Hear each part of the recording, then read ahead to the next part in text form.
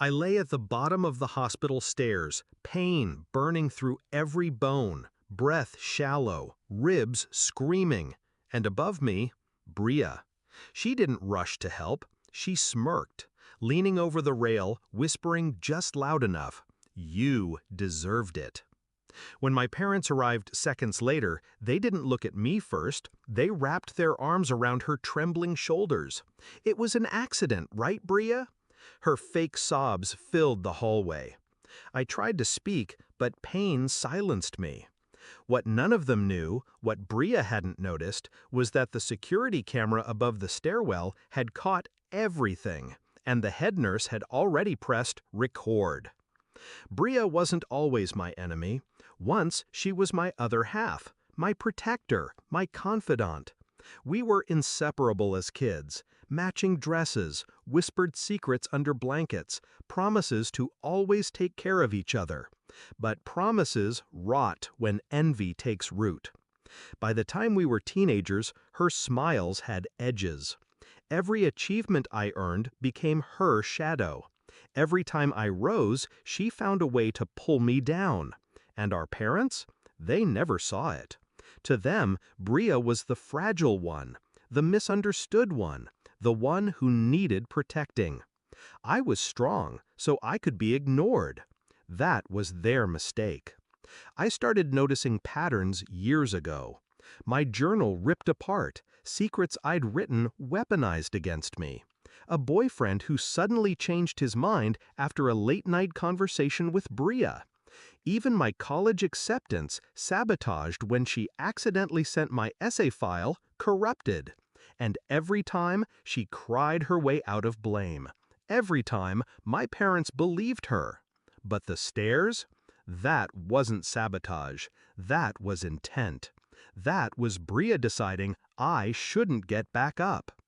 The night after my fall, I lay in the hospital bed, body broken but mind razor sharp.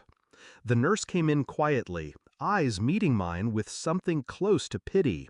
She handed me a flash drive. "Don't worry," she whispered, "we keep copies." On the screen, Bria's shove was undeniable. No stumble, no accident. Just her hand on my back, her smile following as I fell. For the first time, I didn't cry. I didn't scream. I didn't even feel rage. I felt clarity. I didn't go to the police. Not yet. I waited. Let her bask in her performance, the perfect sister by my bedside, holding my hand for our parents' benefit, whispering poison when no one else could hear. Maybe you won't walk again. Maybe they'll finally love me more. Her mistake? Believing I was powerless because I was lying flat. What she didn't see, the recorder in my nightstand. What she didn't know, every word she hissed was captured, time-stamped, undeniable. Weeks passed. My bones healed slowly, but my patience sharpened daily. I gathered everything. The video from the stairwell, the recordings from my hospital bed, screenshots of her messages mocking me to her friends. Piece by piece, I built the case. Not for the police, not yet. First, I wanted her world to collapse exactly where she felt safest, at home. The confrontation came quietly. Family dinner, our parents glowing as Bria laughed at their side, playing the doting daughter.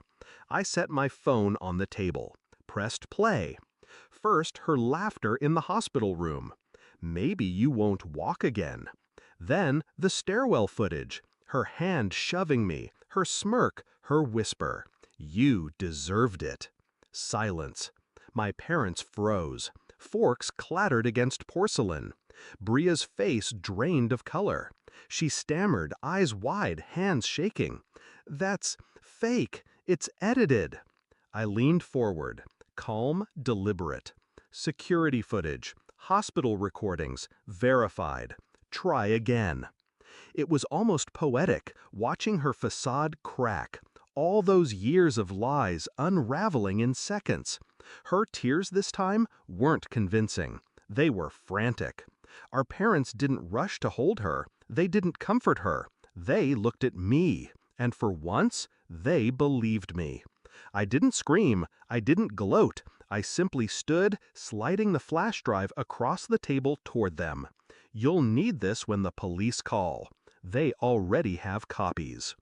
Her scream followed me as I walked out, her begging, her denial.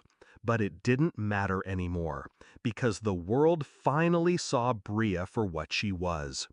Justice doesn't always come with handcuffs. Sometimes it comes with silence, with faces turning away, with the one thing Bria craved most, our parents' trust, shattered forever. As for me, I walked out lighter, not just from the cast finally off my leg, but from years of her weight lifted. When I think back to that fall now, I don't feel pain. I hear her words, "You deserved it." And I smile. Because she was right. I did deserve it.